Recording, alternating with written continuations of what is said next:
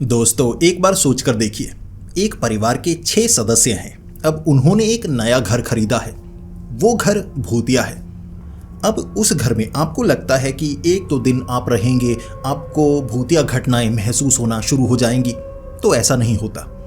कई ऐसी भूतिया जगह हैं जहां पर बहुत साल लग गए। धीरे धीरे वो घटनाएं बढ़ती गईं।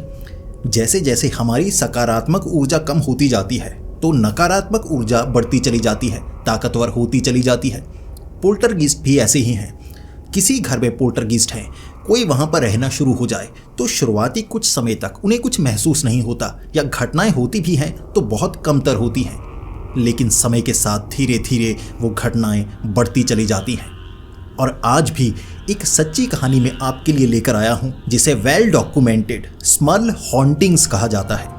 यूनाइटेड स्टेट्स के पेंसिल्वेनिया के एक घर में लगभग 16 सालों तक ऐसी घटनाएं होती रहीं कि वहां के बड़े बड़े मीडिया हाउसेस भी उसे कवर किया करते थे। और आपको पता है, एड और लॉरेन वॉरेन ये एक गोस्ट हंटर्स हैं जो कि इस घर में आकर गए थे और इसकी एक डॉक्यूमेंट्री भी उन्होंने बनाई थी। आज मैं आपको स्मर्ल हॉन्टिंग्स की पूरी जानकारी देने वाला हूं। क्या सच में वो घर भूतिया था? वहां पर जो घटनाएं हुई वो कैसे हुई? ये पूरी जानकारी इस वीडियो के जरिए मैं आप तक लेकर आया हूं। और अब से ना सिर्फ मैं भारत के हमारे सब्सक्राइबर्स की जो अपनी सच्ची घटनाएं हैं उन्हें आपके सामने प्रस्तुत करूंगा, बल्कि विदेश की ऐसी कहानियां जो वेल डॉक्यूमेंटेड हैं, जिनकी तस्वीरें, वीडियोस भी आपको इंटरनेट पर मिल जाएंगी और जिन पर बड़ी बड़ी मूवीज बेस्ड भी हैं। तो उसकी पूरी जानकारी मैं आपके लिए लेकर आने वाला हूं। और आज इसकी शुरुआत करता हूं स्मर्ल हॉन्टिंग्स के साथ। 328 K street, west Pittston, Pennsylvania, United States, जहां पर बना हुआ है एक ऐसा घर जिसे 1973 में स्मर्ल फैमिली ने खरीदा था। अब इस परिवार में 6 सदस्य थे। जैक, उनकी पत्नी जेनेट, उनकी एक बेटी हैदर, एक बेटी डॉन। जॉन के माँ बाप भी यहीं पर रहते थे और ये 6 सदस्य इस घर में रहना शुरू हो जाते हैं।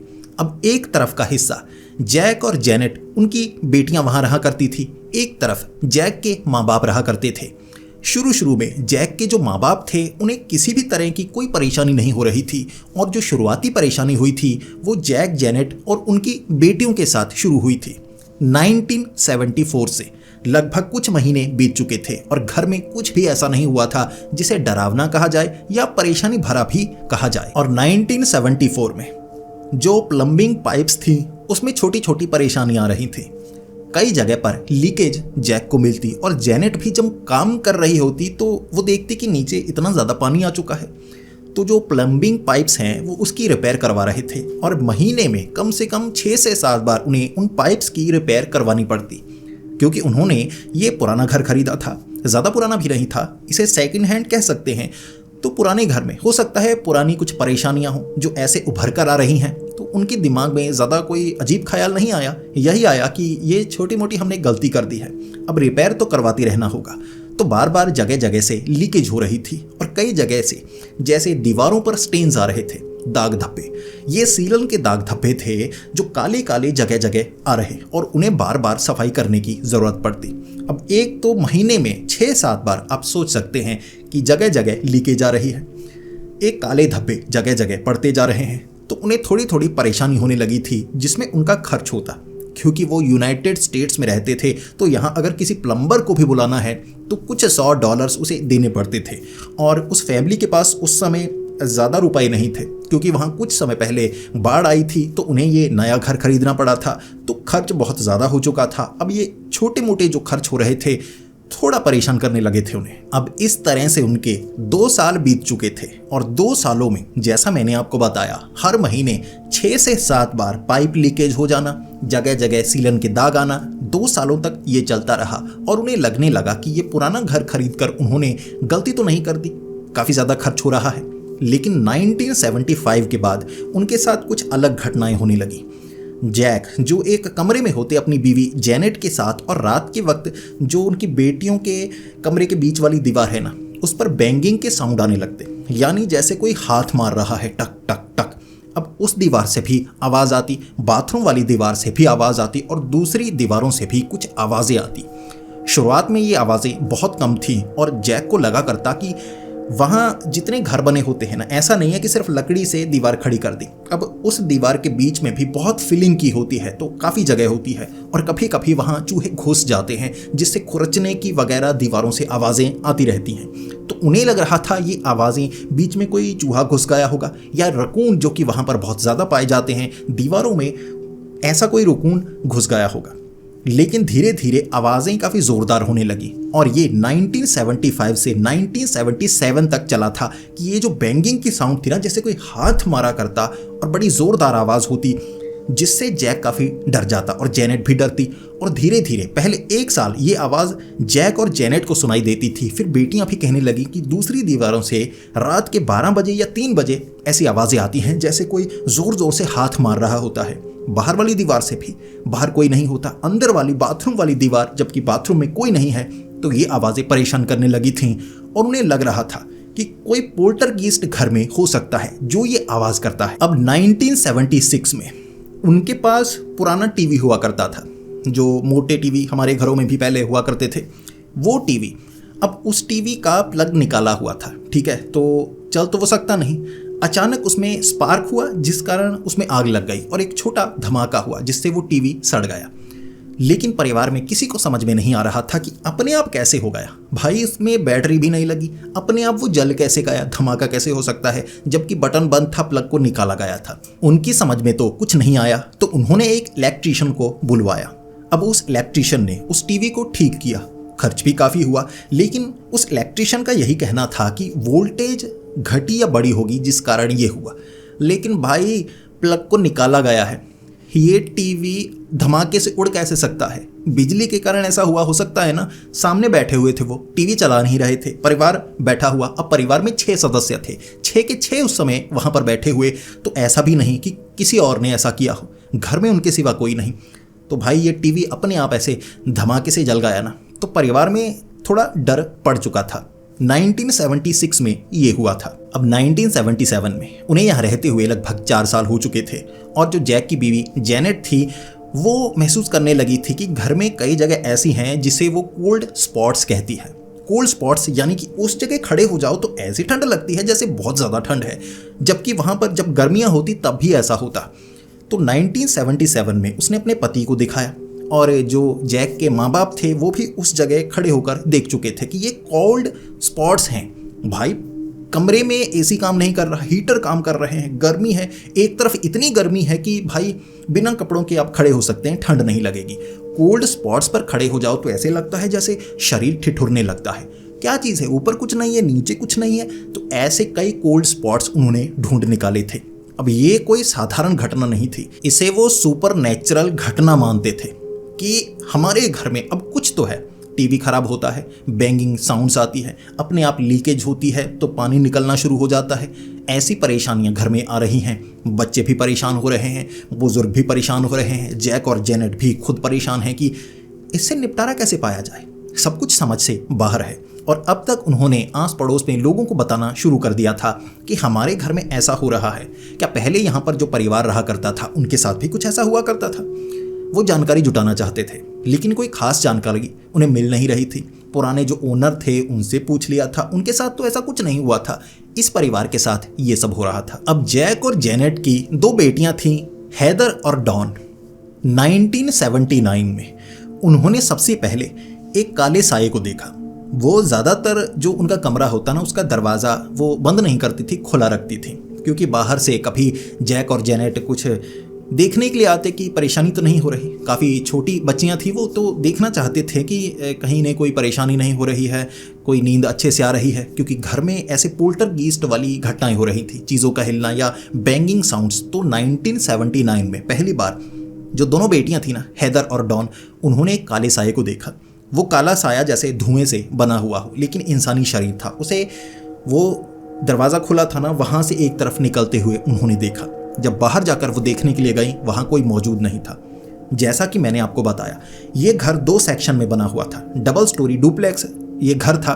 अब एक तरफ वाला जो हिस्सा था उसे परिवार के 4 सदस्य वहां पर रहते थे, जैक, जेनेट, हैदर, डॉन, ये 4। अब जैक के माँ बाप दूसरी तरफ रहा करते थे। उन्हें अभी तक ये काला साया नजर नहीं आया था, लेकिन दोनों बेटियों को काला साया हर रात नजर आने लगा था। जैसे ही वो बाथरूम के लिए निकलती तो काला साया नजर आता, एक तरफ से दूसरी तरफ जाता हुआ। लगभग 4 महीने बाद जैक को भी वो काला साया नजर आया, लेकिन भाई वो काला साया एक जगह से निकलकर दूसरी जगह पहुंच जाए तो वहां पर गायब हो जाता था। इसीलिए उसका कोई सल्यूशन वो ढूंढ नहीं पा रहे। वो मान चुके थे कि घर में पोल्टरगीस्ट है, ये जो चीज़ें हैं ना पोल्टरगीस्ट कर रहा है। और उस समय ज़्यादातर लोग कई कहा करते थे कि हमारे घर में भी चीज़ें हिलती हैं, तो ये पोल्टरगीस्ट का काम होता है। और जो कैथोलिक चर्च में जो पादरी हुआ करते थे वो यही कहते थे कि आप बाइबल को पढ़िए, तो बाइबल को आप जब ज़्यादा रटेंगे तो उसके बाद ये जो पोल्टरगीस्ट हैं आप पर हावी नहीं होंगे। आप जितना धर्म के करीब आएंगे ये चीज़ें आपसे दूर होना शुरू हो जाएंगी। तो वो ये किया करते थे, लेकिन फिर भी उन्हें वो काला साया नजर आया करता था। 1979 में पूरा साल उन्हें इस चीज़ का सामना करना पड़ा। अब 1979 में ही जैक और जेनेट जिस बेड पर सोया करते थे ना, बार बार उनकी नींद खुल जाया करती थी और इसका कारण था बेड का हिलना। शुरू में उन्हें लगा करता था कि जैसे हमें होता नहीं कि हम सो रहे होते हैं, झटका सा महसूस होता है, हमें लगता है अरे नींद में हम गिर गए होंगे तो हमारी नींद खुल गई। लेकिन दोनों के साथ ऐसा हुआ करता। और ऐसा तो नहीं है 2 जन जब एक बेड पर हैं, ज़रूरी नहीं है कि दोनों को एक समय पर नींद आई हो।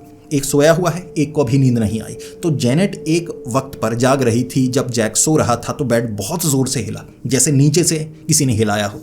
अब नीचे उनके कमरे में तो कोई नहीं था। जेनेट ने जैक को बताया। शुरू में जैक को लगा कि नहीं, उसे भी नींद आई होगी, सपने में ऐसा देखा होगा। भाई हर रात बेड हिलता, नींद टूट जाती और इतनी जोर से हिलता, कभी कभी जो जैक वो बेड से नीचे गिर जाता।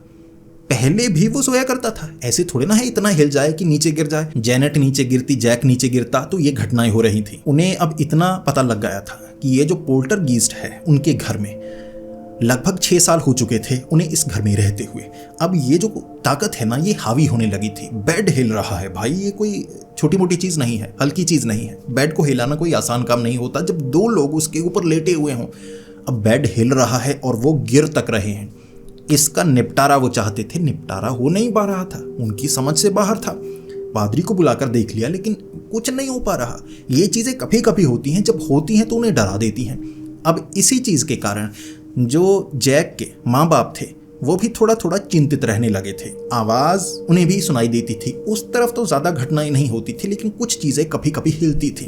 वो चिंता में रहते थे। चिंता सबको थी, लेकिन उनकी उम्र ज़्यादा थी तो चिंता उन्हें खाए जा रही थी। अब उनके पास एक कुत्ता भी हुआ करता था। 1979 में उन्होंने जब वो कुत्ते के साथ खेल रहे थे, हैदर और डॉन उस समय घर में मौजूद नहीं थी, तो पति पत्नी दोनों ही थे, कुत्ते के साथ खेल रहे थे। बेड के पास बैठे हुए, दरवाज़ा खुला था घर का, क्योंकि वो शायद बाहर जाने वाले थे कुत्ते को घुमाने के लिए। तब उन्होंने देखा उनका कुत्ता किसी ने उठाया, दरवाजे से बाहर फेंक दिया उनकी आंखों के सामने। वहां पर कोई मौजूद नहीं था, कुत्ते को उठाकर घर के बाहर फेंक दिया और इतनी जोर से। इस घटना ने उन्हें सबसे ज़्यादा डराया था कि ये जो ताकत है ना ये हावी हो रही है। 6 सालों में इतना कुछ होने लगा था। वो घर छोड़ना नहीं चाहते थे। फाइनेंशियली वो इतने स्टेबल नहीं थे कि इस घर को छोड़कर कहीं रह पाते। किराया देना भी उनके लिए संभव काम नहीं था, तो रहना उन्हें यहीं पड़ रहा था। अब 1985 और 86 तक ये घटनाएं तो हल्की फुल्की होती रहती थी। साथ में घर में अब वो किसी तरह का नॉनवेज इस्तेमाल नहीं करते थे, वो वेगन थे, दूध वगैरह का इस्तेमाल भी नहीं करते थे। तो घर में से सड़े हुए मांस की बदबू आती बहुत ज़्यादा। कोई भी घर आता तो कहता आपने कहीं कुछ रखा हुआ है, इतनी बदबू आ रही है। वो घर से सड़े हुए मांस की बदबू आती रहती और ये बदबू नहीं जा रही थी। भाई दीवारों के अंदर से उन्होंने सफाई करवाई, खर्च काफ़ी ज़्यादा हुआ। कहीं कोई कीड़े मकोड़े तो नहीं, उसकी सफाई हुई, पेस्ट कंट्रोल वाले बुलाए गए, लेकिन वो उस बदबू को दूर नहीं कर सकते थे। कहाँ से आती है समझ में नहीं आ रहा था। पूरे घर में सड़े हुए मांस की बदबू आने लगी थी और अब तक उन्हें यहाँ पर रहते हुए 10 से 12 साल हो चुके थे। अब 1985 और 86 में जैक की जो माँ थी वो बहुत चिंतित रहा करती थी। इसी कारण ये चिंता ने उन्हें इतना परेशान किया कि उनकी मौत हो गई। मैरी स्मर्ल उनका नाम था। तो घर में शोक का माहौल था, लेकिन ये घटनाएं अब भी हुए जा रही थी। और 1986 में तो उससे भी ज़्यादा भयानक चीज़ें हुई। ये वो साल था जब उन्होंने जो क्रॉस का निशान है अपने हर कमरे में लगाया हुआ था। ऐसा कैथोलिक चर्च के एक पादरी ने उन्हें कहा था कि ये क्रॉस का निशान हर कमरे में ज़रूर लगाओ, शैतानी ताकतें इससे दूर रहती हैं। वहाँ जो क्रॉस का निशान होता ना, उनकी आंखों के सामने उल्टा हो जाता, ऐसे पकड़कर उल्टा करता। और कैथोलिक चर्च में माना जाता है कि जो क्रॉस का निशान है वो सीधा लगाना चाहिए। अगर उसे हम उल्टा लगाते हैं उसका मतलब ये है कि सब चीज़ उल्टी है। मानो जैसे ये क्रॉस का निशान अगर सीधा है तो ये भगवान का प्रतीक है, अगर ये उल्टा है तो ये शैतान का प्रतीक है। तो वो क्रॉस का निशान ऐसे उल्टा हो जाया करता, हर कमरे में उल्टा मिलता उन्हें, तो वो डरते सीधा करते कि ये क्या चीज़ है। अब बाइबल पढ़ी होती वो गिर जाती, ऐसी चीज़ें होने लगी थी और उन्हें लग रहा था कि ये बहुत ज़्यादा हावी हो चुका है, ये जो ताकत है ये इतनी ज़्यादा हावी हो चुकी है कि अब हमसे कुछ नहीं हो पा रहा। चर्च के पादरी आकर भी बार बार एक्सोसिज्म करने की कोशिश करते हैं, भाई उनके बस की बात भी नहीं है। ये जो चीज़ है ये सिंपल पोल्टरगीस्ट नहीं है। पोल्टरगीस्ट कहा जाता है जो नज़र नहीं आता, चीज़ों को हिलाता है। घर में ऐसी ताकत है जो चीज़ों को हिलाती रहती है, लेकिन भाई ऐसी चीज़ें नहीं करती जो अब होने लगी थी। इसीलिए वो घबराए से रहते और चिंता बढ़ती जा रही थी। अब 1986 में ही उन पर फिजिकल अटैक्स भी होने शुरू हो गए थे। जैक और जेनेट जब बेड पर होते तो उठाकर कोई उन्हें पटकता। अब सिर्फ बेड से वो नीचे नहीं गिरते थे बल्कि उठाकर उन्हें पटका जाता। हेदर और डॉन जो बेटियां थीं उनको भी जैसे ठंडे हाथ से कोई पकड़ता। वो एक ही बेड पर दोनों सोया करती थी तो हाथ एकदम ठंडा हो जाता, जैसे किसी ने पकड़ा है, ऐसे खींचने की कोशिश करता कोई। वो जाग रही होती, ऐसे हाथ किसी ने खींचा है, ये घटनाएं होती। और इसी के साथ जो जेनेट थी ना, उसके साथ वो जो भूत था वो अलग गंदी हरकतें भी कर रहा था, जैसे कपड़ों को उतारने की कोशिश करना। और इसीलिए जो चर्च के पादरी थे उन्होंने भी कहा था ये सकूबस डीमन है जो आपके घर में हो सकता है। ये एक घिनौनी शैतानी शक्ति होती है जो कि एक महिला के साथ एक शारीरिक संबंध बनाने की कोशिश करती है, जो कि जेनेट के साथ रात के वक्त हुआ करता था। और मानसिक तौर पर भी अब वो ठीक नहीं थी। उसे लगा करता कि अब वो जल्द ही मर भी सकती है, क्योंकि रात को उसके शरीर पर निशान मिलते, उसको कोई पकड़ता, उसके कपड़े उतारने की कोशिश करता, कपड़े फाड़ने की कोशिश करता। आप समझ सकते हैं। तो इससे भी परिवार बहुत ज़्यादा परेशान था और इसे अब डॉक्यूमेंट किया जा रहा था। कई न्यूज़ वाले उस घर में आते ये देखने के लिए क्या घर में ऐसी घटनाएं होती हैं। तो उन्हें महसूस होता दीवारों से आवाज़ें आना, जगह जगह लीकेज हो जाना, जो वो ठीक करवाएं, न्यूज़ वाले ठीक करवाएं, भाई नहीं होती हैं। तो ऐसी घटनाएं होती जा रही थी, जिसके बाद इसे नेशनल मीडिया ने भी कवर किया था कि ये भूतिया घर है और परिवार मजबूर है यहाँ रहने के लिए, कुछ कर नहीं सकते। और जब कोई केस फेमस हो जाता था तो उसमें हाथ डालते थे एड और लॉरेन वॉरेन। कॉन्जरिंग मूवी आपने भी देखी होगी, ये एड और लॉरेन वॉरेन पर आधारित है। तो एड और लॉरेन जिन्हें गोस्ट हंटर्स कहा जाता था, तो उन्होंने इस केस को संभालने की कोशिश की कि हम एक्सोसिज्म करेंगे उस घर के अंदर, वो क्या चीज़ है। अब एड और लॉरेन वॉरेन ने 1986 में एक्सोसिज्म किया था इस घर के अंदर और उन्होंने सबको ये बताया कि इस घर में कोई पोल्टरगीस्ट नहीं रहता, बल्कि 4 शैतानी प्रेत आत्माएं रहती हैं। एक तो है किसी बच्ची की प्रेत आत्मा जो घर में नजर आती है, जो चीज़ों को हिलाती है। एक है जैसे धुएं जैसा काला साया जो बहुत ज़्यादा ताकतवर है। एक बूढ़े आदमी की प्रेत आत्मा है जो बहुत गुस्सैल है और नुकसान पहुंचाने की कोशिश करती है। और एक जवान आदमी है जो बहुत ज़्यादा गुस्सैल है और वो चोट पहुंचाने की कोशिश करता है और उसका गुस्सा दिन ब दिन बढ़ता चला जाता है। ये 4 शैतानी ताकतें इस घर में रहती हैं इस परिवार के साथ, और ये जो 4 ताकतें हैं इस परिवार को नुकसान पहुंचाना चाहती हैं। वो नहीं चाहती कि ये परिवार यहाँ पर रहे। इतने साल हो चुके थे इन्हें यहाँ पर रहते हुए, धीरे धीरे वो ताकतें हावी होती गई। इसके बाद 1986 से लेकर 1989 तक एड और लॉरेन वॉरेन उस घर में कई बार आए, उन्होंने एक्सोसिज्म किया। कैथोलिक चर्च के कई पादरी बुलाए गए।